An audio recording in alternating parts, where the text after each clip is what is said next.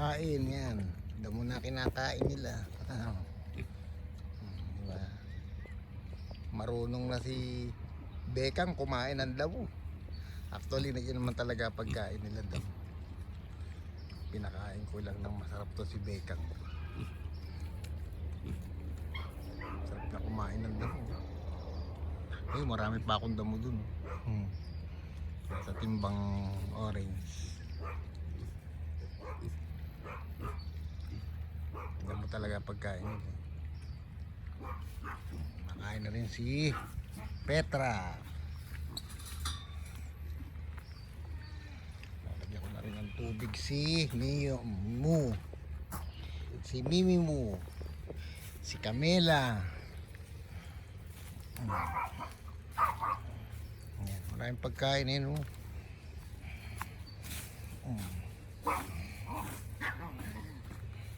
Saka si Richie Boy. Pwede ka pala sakyan, Richie Boy, ah. Ayan, kumakain na rin itong dalawang to. Wala rito sila, Golden Retriever. Nagustuhan sa kabila.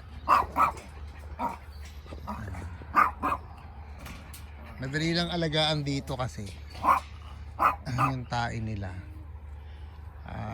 Ayan, tinatapon dyan, tapos nadudurog na lang din. Hindi katulad sa kabila, ligpit ako ng ligpit.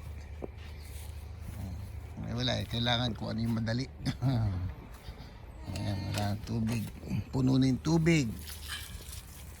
Diba?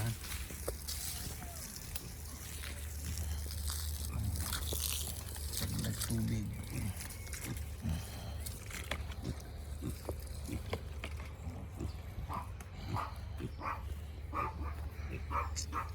Yan, ganyan lang araw-araw. Masarap din ang buhay, farming.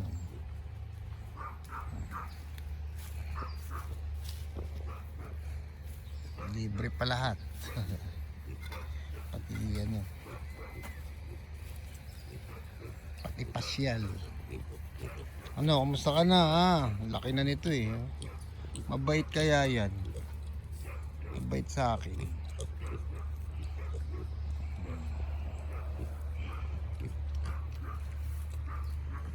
Lagi na naman kayo nakasunod sa akin. Damo muna ngayon, damo. Mamaya pag may natirang ulam. Kaso syempre, yung special kong bebeek ang pakakainin ko. Pag may sumobra, inyo.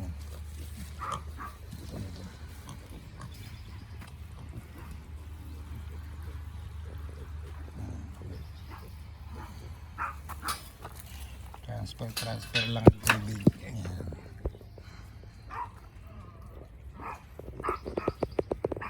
Ano, Petra? Maamo na kaya ito?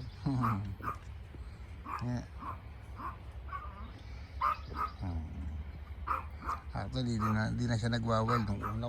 Wild na wild to, kaya dalawa tali yun. Delikado kasi pag nagwala ito, tinabol. Baka makabangga dyan sa labas. Kami may kasalanan.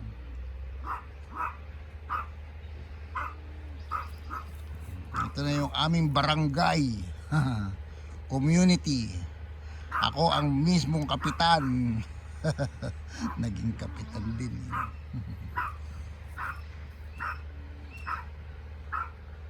Barangay ano na lang, delikado. Baka pagka pala ngayon nagpangalan ako ng barangay Paltok, delikado. Baka maibash. Barangay ano na lang to. Barangay Pet Malu. Di ba mga pet ko naman kayo, tapos Malu, malupit. Barangay Pet Malu na lang. Barangay Pet.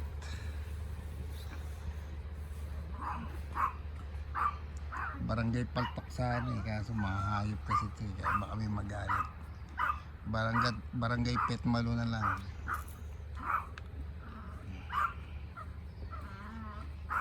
Total pet naman itong mga ito.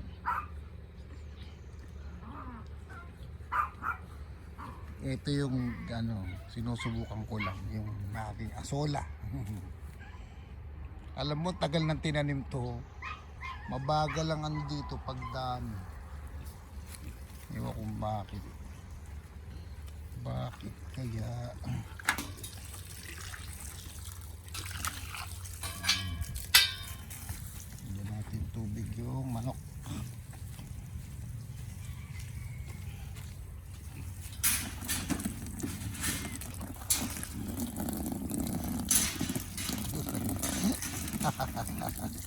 Bago na i-shoot. Punong-puno na. Yan talaga. Hindi naman tayo sa aso.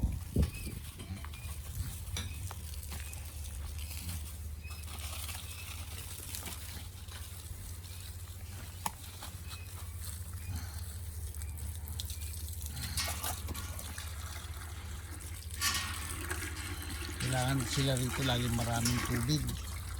Kasi tag-init ngayon dito, mainit. Totoo lang. Kaya nga lahat sila ginader na namin dito para isang alagaan na lang. Tapos dito ko ilipat na lang yung mga stock nilang pagkain.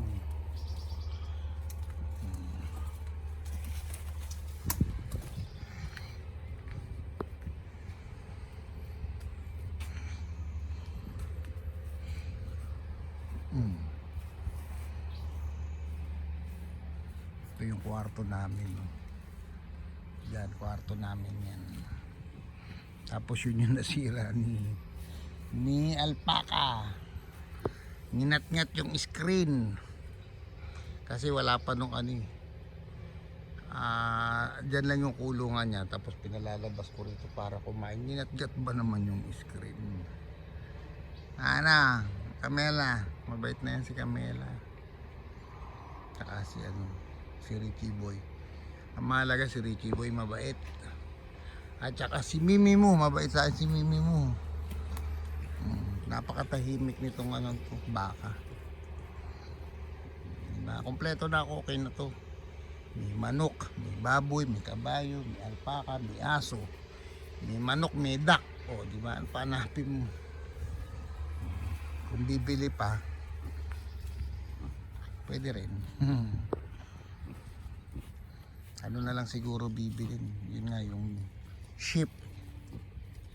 Bibili daw ng maliit na goat. Tapos tsaka duck. Yung duck naman nagpapapisa na ako ng duck. Mahal din kasi rito isang piraso ng duck. $8. Grabe. Sa Pilipinas siya 50 pesos lang isa niya. Dali mo 10 duck. 10 duck dito. 10 duck sa Pilipinas, isang duck lang dito sa Amerika. Ganun ang presyo rito. Yung value rito ng pera masyadong mabilis maubos. Kaya kung bumili ka ng worth $500 na pet, baboy, $500 ang liit na presyo rito, pero sa Pilipinas mo dalhin ang laki. Talaga, nasanay na si baby. Si Bekang, nasanay na kumain. Maliit pa rin siya dun sa yung pinakamaliit ditong itim. Matangkad na payat. Ito naman si Bekang, mataba na na maliit. Kumbaga sa sa motor naka-lowered. Tapos si Mimi mo naka-lowered. Si Richie naka-lowered din. So, mahilig ako sa lowered na motor. Kaya may mga sa alaga ko rin mga lowered.